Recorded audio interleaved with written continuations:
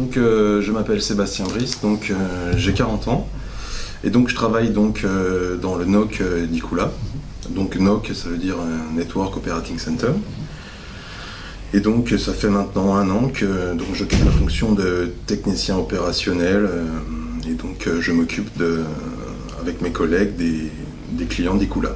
Donc j'ai une formation d'administrateur système et donc le métier a plusieurs facettes, hein, vu qu'en fait on est obligé de respecter des contraintes horaires en roulement. On a plusieurs secteurs d'activité. Donc la journée, c'est essentiellement de l'accompagnement client.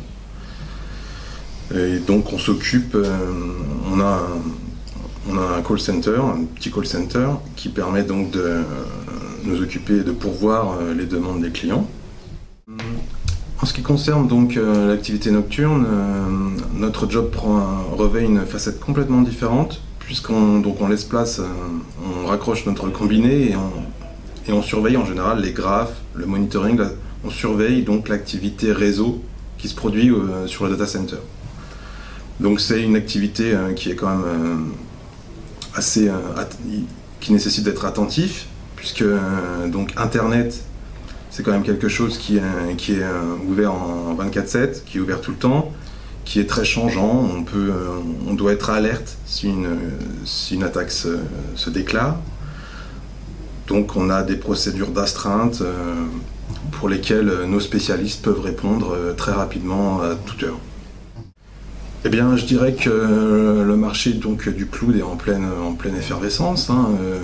Les entreprises abandonnent leur infra local, on-premise, tout ce qui est reliquat du placard à balai est en train de migrer donc dans les grands data centers, et pour cause, hein. On sait que en termes de sécurité, par exemple, Icula est particulièrement bien choyé, puisque nous sommes présents, je l'ai déjà dit, mais 24 heures sur 24. Nous assurons donc l'entrée du personnel, nous contrôlons les personnels, donc nous sécurisons les baies, les équipements d'infrastructure, et donc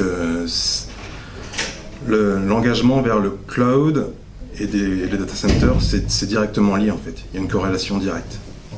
Oui, en matière donc d'évolution donc des architectures, la traditionnelle architecture laisse place donc à des infras plus évoluées comme le SD-WAN. Nous avons tout un tas une panoplie logicielle qu'on met à disposition donc à la fois en interne mais à nos clients. Donc on a beaucoup de Docker maintenant, de Kubernetes, on fait beaucoup de DevOps, donc c'est là-dessus qu'on mise, les clients misent dessus, ils veulent de la flexibilité dans leurs applications, ils veulent que des applis legacy rejoignent leur production, et donc c'est pour ça qu'on se met à jour par rapport à la demande client. Donc pour résoudre cette problématique, c'est simple.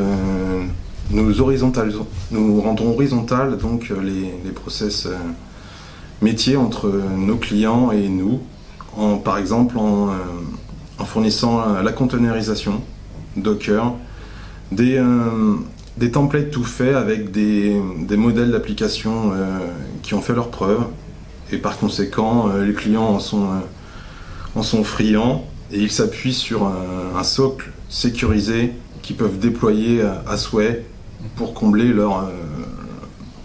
la demande.